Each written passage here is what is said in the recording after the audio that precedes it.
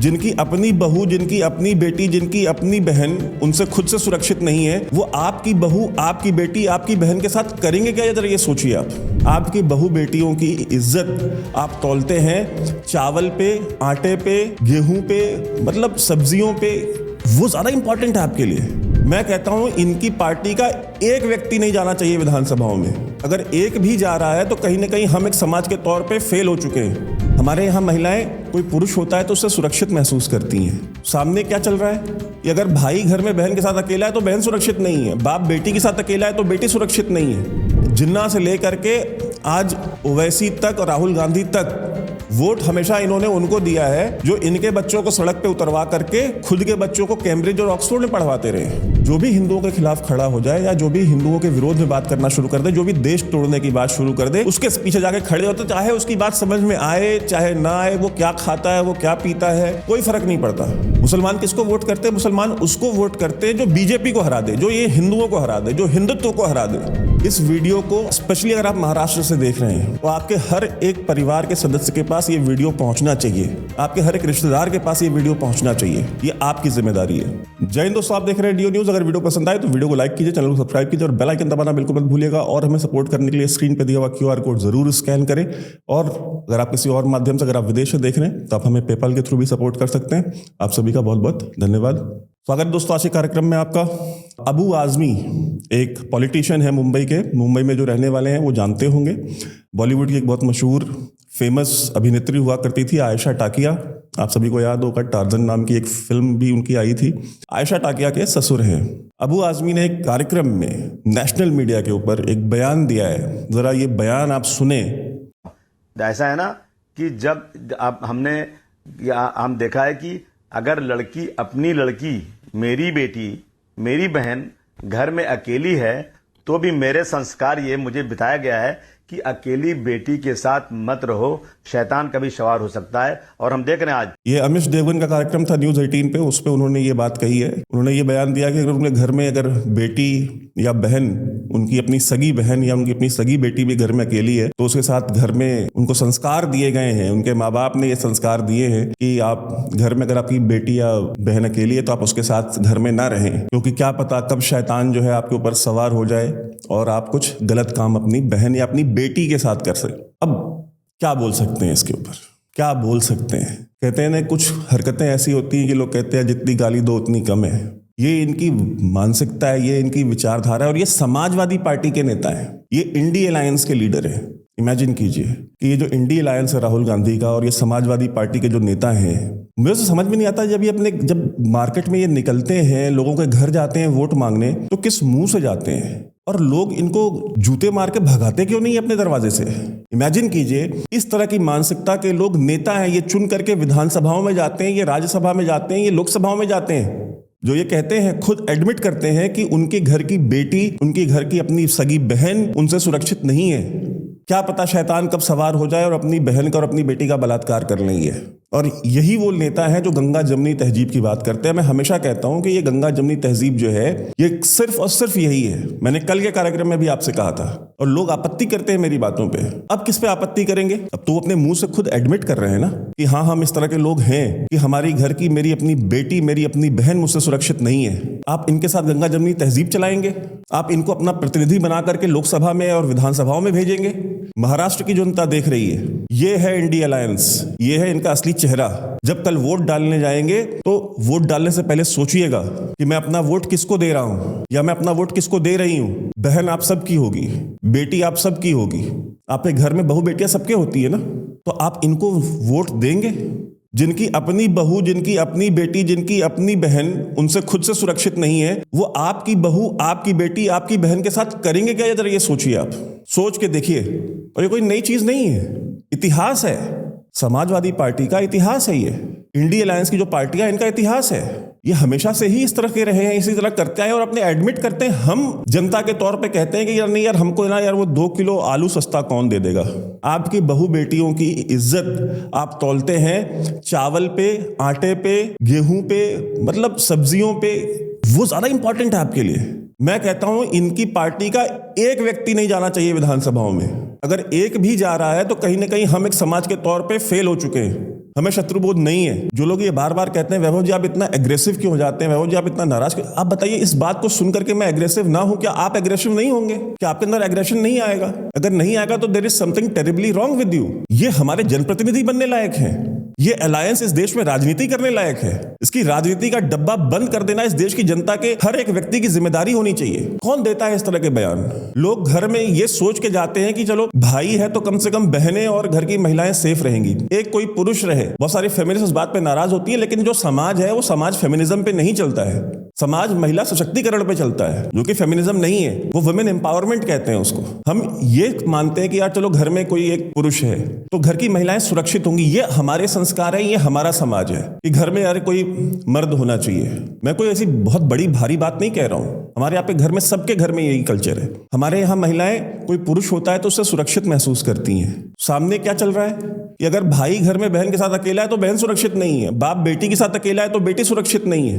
ये कोई Hindu right winger नहीं बोल रहा है, ये अबू आजमी अपने मुंह से बोल रहे हैं, जिनके पास सर्टिफिकेट है सेक्युलरिज्म का, जिनके पास सर्टिफिकेट है सांप्रदायिक ना होने का, इनके पास सारे सर्टिफिकेट है जो हमारे पास नहीं है। वो अपनी मुंह से ये बात कह रहे हैं। तो अगर एक वोट भी, सिंगल वोट भी अगर महाराष्ट्र के चुनाव में कोई भी सनातनी और कोई भी गैर मुस्लिम, और वो मुस्लिम जो कि अपने राइट सेंसेस में हो, जिसके अंदर इंसानियत 2 पैसे की बची हो, वो इस तरह की पार्टियों को और इस जैसे अलायंस को तो आदमी को तो वोट नहीं दे सकता। इस वीडियो को स्पेशली अगर आप महाराष्ट्र से देख रहे हैं तो आपके हर एक परिवार के सदस्य के पास ये वीडियो पहुंचना चाहिए, आपके हर एक रिश्तेदार के पास ये वीडियो पहुंचना चाहिए। ये आपकी जिम्मेदारी है। मतलब इस तरह के लोग राजनीति कर रहे हैं और हम उन्हें करने दे रहे हैं। सोच के देखिए जरा, अगर उसकी बेटी उससे सुरक्षित नहीं है, उसकी बहन उससे सुरक्षित नहीं है, समाज की महिलाएं कहां से सुरक्षित होंगी इनके राज में? कल को ये महाविनाश अघाड़ी की सरकार आ जाती है तो आपको गलतफहमी है कि इनके राज में आपकी बहन और आपकी बेटियां सुरक्षित रहेंगी।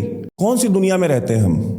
और कौन है वो लोग जो इनकी रैलियों में जा रहे हैं? कौन है वो लोग जो इनको समर्थन देने की बातें कर रहे हैं? उत्तर प्रदेश की जनता को भी कह रहा हूं, समाजवादी पार्टी उत्तर प्रदेश में चुनाव लड़ती है। यहां पे जो उपचुनाव हो रहे हैं वहां पे भी समाजवादी पार्टी के उम्मीदवार खड़े हैं। एक भी वोट अगर उनको किसी हिंदू का पड़ता है तो उस हिंदू को शर्म से डूब के मर जाना चाहिए। बहिष्कार कीजिए उसका, अगर आपके परिवार में भी कोई है तो।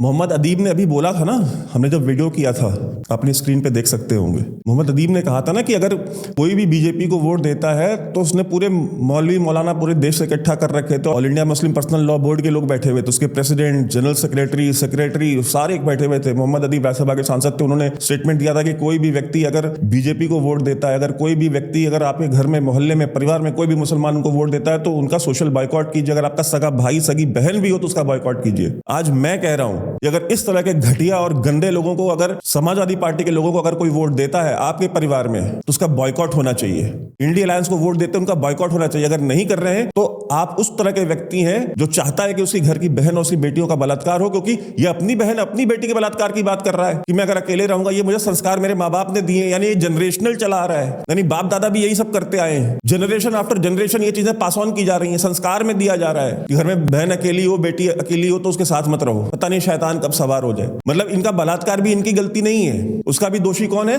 वो शैतान है। इनकी हर प्रॉब्लम के लिए, इनकी हर गलत काम के लिए जिम्मेदार कोई और होता है। जब ये सड़क पर निकल के दंगा करते हैं तो वो भाजपा की वजह से हमने किया, इज्जतें लूटते हैं वो तो शैतान की वजह से हमने किया, बसें जलाते हैं, प्रॉपर्टियां जलाते हैं, लोगों के घर में लूटपाट करते हैं तो उसके लिए तो संघ जिम्मेदार है।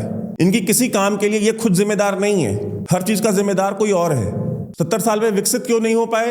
अरे हमको तो बड़ा दबाया गया है। 70 साल में 90% टाइम इनकी वो गवर्नमेंट्स रही हैं जो इनके तलवे चाटती रही हैं, जो इफ्तार पार्टियां देती रही हैं, उसके बाद भी विकास नहीं हुआ। उसका भी जिम्मेदार कौन है? वो कोई और ही है, वो बीजेपी जिम्मेदार है, वो संघ जिम्मेदार है। जिन्ना से लेकर के आज ओवैसी तक और राहुल गांधी तक वोट हमेशा इन्होंने उनको दिया है जो इनके बच्चों को सड़क पे उतरवा करके खुद के बच्चों को कैम्ब्रिज और ऑक्सफोर्ड में पढ़वाते रहे। ओवैसी इंग्लैंड में पढ़ के आया है, ओवैसी का बेटा इंग्लैंड में पढ़ता है, राहुल गांधी खुद विदेश में पढ़ के आए हैं। मैं इस बात को गलत नहीं मानता कि किसी का बच्चा विदेश में जाना, वहां पढ़ना, शिक्षा ग्रहण करना, मैं गलत नहीं मानता हूं, लेकिन दूसरे के बच्चों के हाथ में पत्थर पकड़ा करके उनको बलात्कारी, दंगाई, आतंकवादी, अपराधी बना करके खुद के बच्चों को अपने विदेश भेजा, ये दोगलापन है। इस दोगलेपन के खिलाफ हूं मैं।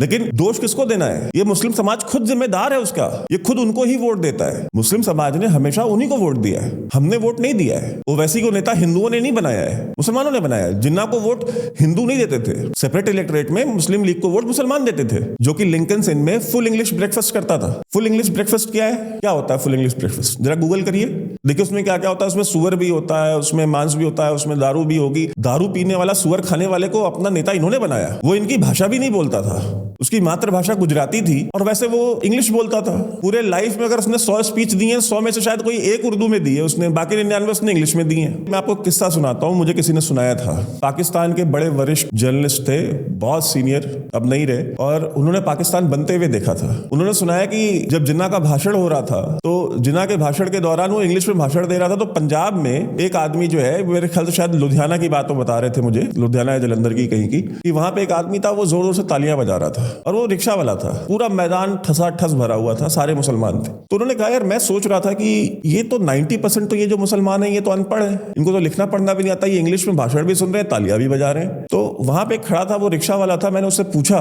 मैंने कहा कि तुम्हें समझ में आ रहा है क्या बोल रहे हैं? तो कह रहा है नहीं। तो कह रहा है कि जब तुम्हें समझ में नहीं आ रहा ताली किस बात पे बजा रहे हो? अब जो भी कह रहा होगा ठीक ही कह रहा होगा, ये उसका आर्गुमेंट था। मोहम्मद अली जिन्ना की स्पीच सुन के जब वो ताली बजा रहा था, वो इतना अंधा ट्रस्ट करते कि भाई किसी ने कह दिया। और ये ट्रस्ट आता कहां से? जो भी हिंदुओं के खिलाफ खड़ा हो जाए, जो भी हिंदुओं के खिलाफ खड़ा हो जाए, या जो भी हिंदुओं के विरोध में बात करना शुरू कर दे, जो भी देश तोड़ने की बात शुरू कर दे, उसके पीछे जाके खड़े होते, चाहे उसकी बात समझ में आए चाहे ना आए, वो क्या खाता है, वो क्या पीता है, कोई फर्क नहीं पड़ता, वो मुसलमान है भी कि नहीं, कोई फर्क नहीं पड़ता। वही सेम कल्चर आज तक चल रहा है। कोई एक पार्टी नहीं है मुसलमानों की इस देश में। ओवैसी अकेला मुसलमानों का वोट नहीं लेता, ओवैसी अकेला वोट नहीं लेता।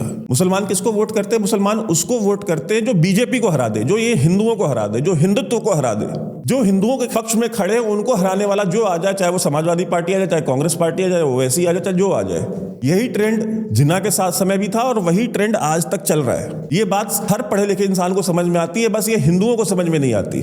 आप गांव में चले जाएं, गांव के आदमी से अगर आप पूछेंगे ना कि आपके गांव में अगर मुसलमान रहते हैं किसको वोट देंगे, कह रहे ये तो उसी को देंगे जो भाजपा को हराए। गांव के आदमी को इतनी क्लैरिटी होती है। गांव का आदमी हो सकता है अनपढ़ हो लेकिन बेवकूफ नहीं होता है। गांव का आदमी बहुत समझदार, बहुत होशियार होता है। गांव के आदमी को फर्क नहीं पड़ता है, वो बहुत कम रिसोर्सेज में सर्वाइव करता है। उसके पास पैसे की कमी होती है, उसके पास रिसोर्सेज की कमी होती है। तो वो पढ़ा लिखा हो चाहे ना पढ़ा लिखा हो, समझदारी उसके इनबिल्ट होती है। बिना समझदारी के वो सर्वाइव नहीं कर पाएगा। उस स्कैर्सिटी में, उस कमी में वो सर्वाइवल नहीं होगा उसका। तो पढ़ाई लिखाई का समझदारी से कोई लेना देना नहीं है। तो गांव के इंसान को तो समझ में आता है, लेकिन शहर में रहने वाले लोगों को समझ में नहीं आता। मैं आज बहुत लंबा वीडियो करने वाला नहीं था और ना ही मैं बहुत लंबा वीडियो करूंगा। मैं चाहता था कि ये वीडियो आप तक पहुंचे और उत्तर प्रदेश और महाराष्ट्र में रहने वाले हर एक व्यक्ति, ये मैं जिम्मेदारी समझता हूं, इस वीडियो को ज्यादा से ज्यादा अपने लोगों तक पहुंचाएं कि ये है उम्मीदवार इंडी अलायंस के, ये है नेता इंडी अलायंस के, ये लीडरशिप है उनकी लीडरशिप का ये हाल है। खुद की बहन, खुद की बेटी खुद से सुरक्षित नहीं है। तो अगर आप उनको वोट देते हैं, उनकी सरकार आएगी तो फिर तैयार रहिए,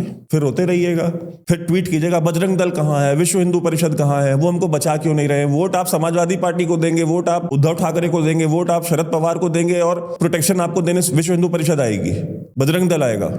क्यों आएंगे भाई? योगी जी जो कल के कार्यक्रम में मैंने आपको बोला कि योगी जी जो बात कह रहे थे कि बटोगे तो कटोगे, तो क्या गलत कह रहे थे? आपको अपनी बहन बेटियों की इज्जतें लुटवानी है, दीजिए वोट। फिर रोइएगा नहीं कि यार विश्व हिंदू परिषद नहीं आई, देखो बजरंग दल नहीं आई, भाजपा क्या कर रही है। बंगाल में देखा ना आपने, भाई वोट आप टीएमसी को देंगे तो भाजपा क्या कर लेगी। और अगर भाजपा ने अगर वहां पे सरकार गिरा दी, सरकार भंग कर दी, तो संविधान खतरे में आ जाएगा। फिर कहेंगे देखो भाजपा वाले तो इतने घमंडी हो गए कि वो सरकारें गिरा दे रहे, चुनी हुई सरकार को इन्होंने खंडित कर दिया है, विधानसभा भंग कर दी इन्होंने, राष्ट्रपति शासन लगा दिया इन्होंने। वो एक नया प्रपंच इस देश में शुरू हो जाएगा। तो आपकी बहनें, आपकी बेटियां हैं, आपकी जिम्मेदारी है। और जितनी भी महिलाएं खासतौर पे ये वीडियो देख रही हैं, आप सभी से मैं विनती करूंगा, घर से जरूर निकलें, वोट दें, बीजेपी को वोट दें। आप भी अपना दायित्व निभाएं अपनी सुरक्षा का। ये लव जिहाद और ये इस तरह का बलात्कार और इस तरह की चीजें, ये कब तक झेलेगा ये समाज, कब तक झेलेगा। तो ज्यादा लंबी बात नहीं करूंगा, छोटा ही वीडियो करना था, बस आप तक ये बात पहुंचानी थी। वीडियो शेयर जरूर कीजिएगा अपने फैमिली ग्रुप्स में और बहिष्कार जरूर कीजिएगा हर उस इंसान का, चाहे वो हिंदू हो, चाहे कोई किसी भी कम्युनिटी का हो। अगर आपका सगा भाई भी है, सगी बहन भी है, आपके अपने रिश्तेदार भी हैं, अगर वो अबू आजमी जैसे लोगों को वोट देते हैं, इंडी अलायंस को को वोट देते हैं तो उनका पूर्ण बहिष्कार होना चाहिए। आप सभी जुड़े, आप सभी का बहुत बहुत धन्यवाद। और जाते जाते ये वीडियो दोबारा प्ले करवा रहा हूं, ये वीडियो दोबारा सुनिए और सुन करके शेयर कीजिए। धन्यवाद। ऐसा है ना कि जब हम देखा है कि अगर लड़की अपनी लड़की, मेरी बेटी, मेरी बहन घर में अकेली है तो भी मेरे संस्कार ये मुझे बताया गया है कि अकेली बेटी के साथ मत रहो, शैतान कभी सवार हो सकता है। और हम देख रहे हैं आज